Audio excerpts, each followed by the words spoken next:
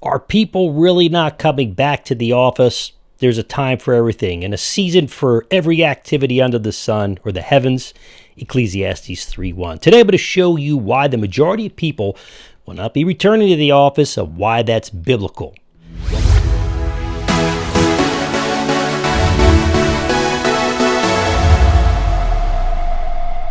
Hey, welcome back, everybody, to Reason for Truth. I'm your host, Stevie Garofalo. This is Reason for Truth, where the truth comes first, reasons come last, but where we're always and constantly learning, because when we stop learning, we stop teaching, or at least stop teaching well. Hey, I want to welcome you guys. Welcome to the technological modern age. If King Solomon were writing the book of Ecclesiastes today, he might say something like this.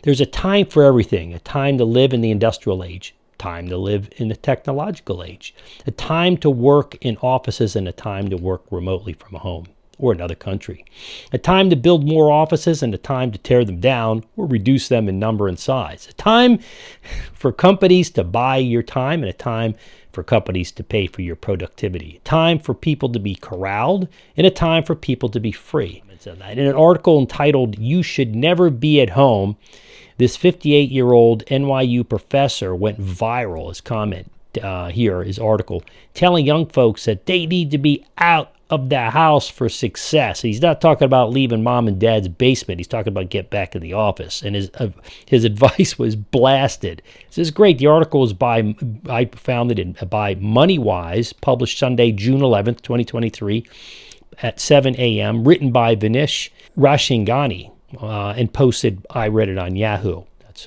where I got it from. But Vinish wrote this: despite the pushback from the younger workers, older business leaders are pushing hard to get workers back to the office. Companies such as JP Morgan, Citibank, and Goldman Sachs have all called for employees back to work in recent months. Even tech companies like Snap and Tesla have clamped down on remote work, which kind of goes against their whole ethos, right?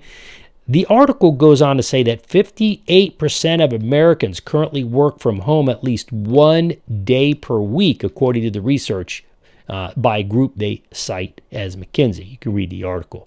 And doing some further research, I found that by 2025, it's estimated that 36.2 million Americans will be clocking in from the comfort of their own home, says Upwork. Workers report feeling happier, more satisfied, more productive while working from home. However, to be fair, one study found that remote workers may have slower career progression. I believe that's true. This data was published in a paper put together by economists from Harvard, the Federal Reserve Bank in New York, and the University of Iowa last month.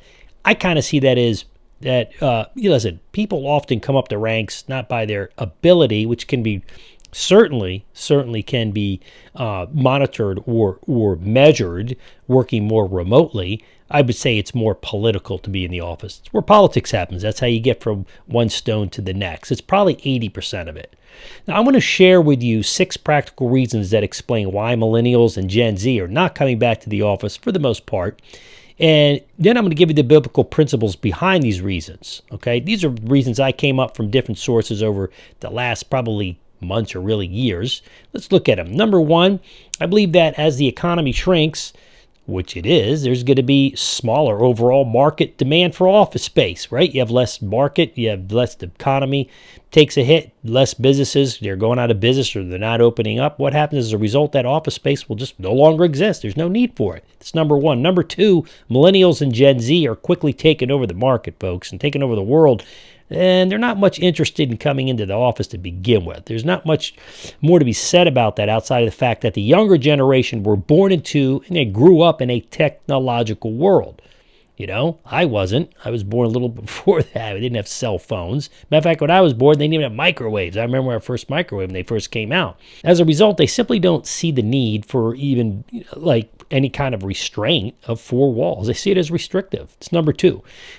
Number three, third, the world has changed and technology isn't getting less advanced, but, well, quite the opposite. It's getting more refined and more advanced and more used every day. It's third. Fourth, there simply is too much demand and desire to work from home as opposed to an office. Some big companies are demanding that employees return to the office, but they risk losing some of the best talent in the industry in light of hiring those that are simply more compliant, I would say, right? So in other words, they're going to take lesser talent for those who are just willing to come into the office. You may work half as hard, be half as smart, half as good as your job, but as a result, well, listen, that person comes to the office and they get the job. Okay, the other person, I could tell you, is going to either do one of two things: go work for another company or start their own business. That's the way it should be. That's fourth. Fifth, in reality, the office is a fairly new concept. It's a new thing in world history. For thousands of years, nobody showed up in an office. Listen, nobody reported to an office anywhere. As a matter of fact, they may, obviously report it to a business or a site somewhere, but they weren't locked in four walls because it just wasn't, there was no technology and no industry before that. And as a matter of fact, the world never even had offices to begin with until the industrial age began to develop. Not to say there weren't ancient forms of offices. It just wasn't normal for the average person to go to an office. Now we're past the industrial age. We're into the age of technology, and as such, 5 days a week in an office or even 3 days in the office is an antiquated model in most cases, the way I see it. And this idea is just simply, I don't think the whole idea of blocking people in an office is a modern narrative. I don't think it's going back, folks. It doesn't fit the modern narrative, the modern infrastructure, philosophical thinking at all.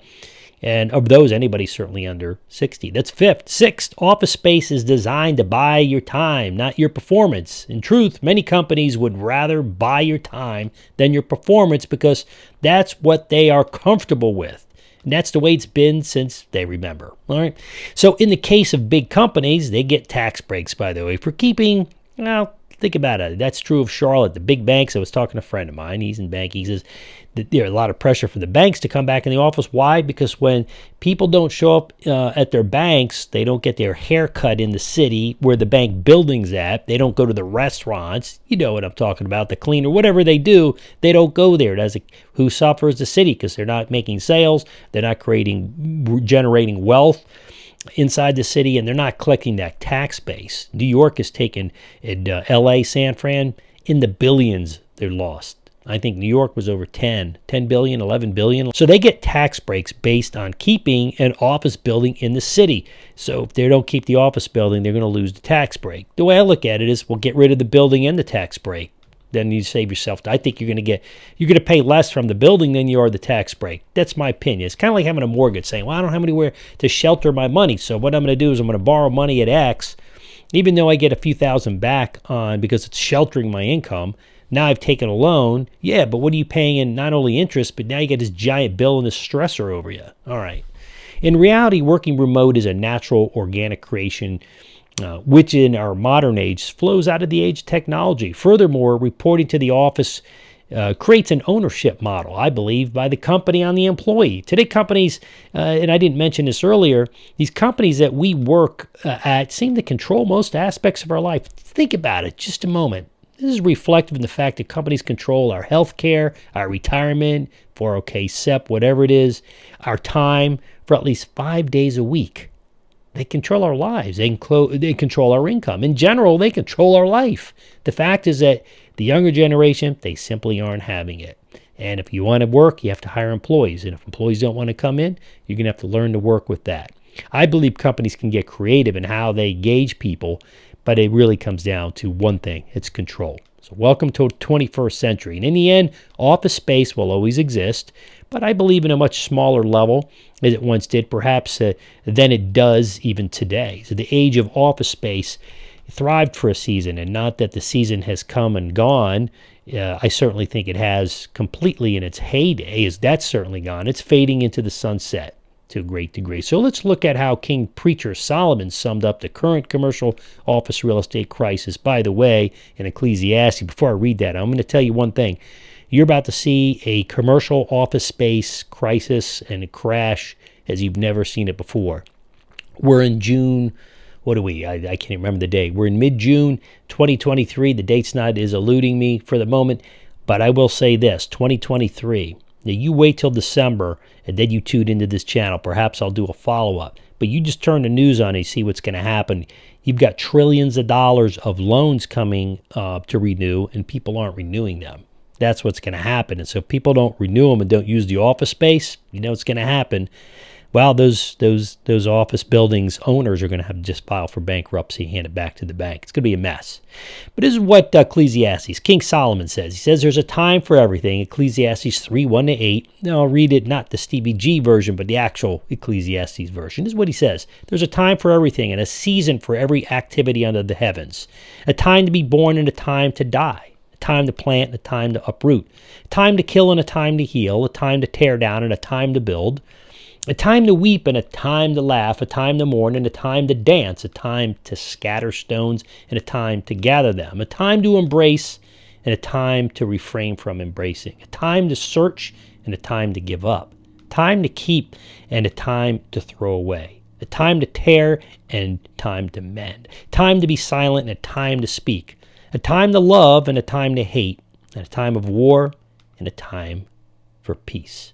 Going back to this article, listen, the article closed by saying that to balance outcomes, research from Stanford University suggests a hybrid work environment as the solution. Now, I believe that there's some truth in that for some companies, but not all. Some people, but not all. Coming to the office a few days a week for many while working from home the rest of the time could help employees make relationships, is what they say, and advance their careers without having to give up the flexibility of remote work. I see it as a little sneaky, sometimes needed. All right, there are some companies that you just need to be in office more often. I personally think this conclusion is very true for some companies, but not as really for the most of them. Remote work is just that. It's remote. Granted, there's much more to be said about company culture and identity, but that can be mitigated by periodic company gatherings and group meetings. This is all going to change in time. Next decade, this is all going to change. You're going to see a whole new landscape on this. So I see that in most cases, making an employee come to their office is a compromise or a step backwards for most people in today's age. This is a battle for control, folks, not productivity. In closing, Solomon's words were just as true 935 BC as they are today when he said, "There's a time for everything and a season for every activity under the heavens." Ecclesiastes 3:1. After working personally, remote for myself for the past 24 years, it seems clear to me that in our modern age, there is a time to live in the industrial age and a time to live in the technological age, time to build offices and a time to repurpose them, reduce them in size, a time to come into an office and time to work remote from home, a time for companies to buy your time and a time for companies to buy your productivity, which I think is the present. For thousands of years, since the beginning of time, people never reported to offices as a standard thing. They didn't have offices. Office buildings is a modern thing that's going out of style quickly, at least in great part. It's not going to go away. Just like your dad's old socks, right, that he mowed the lawn in. Remember that? With his dress shoes and his black socks and a lawnmower. People don't do that anymore, folks. King Solomon put it another way, just in closing here. He said, "There's nothing new under the sun. Is there a thing of which is said, see, this is new? It has been already in the ages before us." Ecclesiastes 9b to 10. And that's why there's a time for everything and why people aren't, for the most part, coming back to the office. That's my take on that. Hope you enjoyed this today. Hopefully mixed to do with the practical, what the scripture says. When we look at the scripture, we're saying that's Ecclesiastes, part of wisdom literature. Wisdom literature is true. It's just wise thinking. So it applies very much to exactly what we talked about today.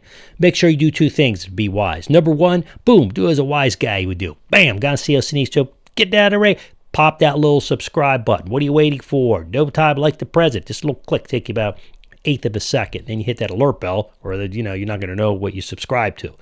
Lastly, stop everything real quickly. You got my name on this channel, StephenGarofalo.com. Go there, subscribe to my community, and you're going to get a whole lot of better content. 3 devotions a week and all kinds of cool articles. So God's blessings to you. I'm your host, Stephen Garofalo, and this is your Reason for Truth for today.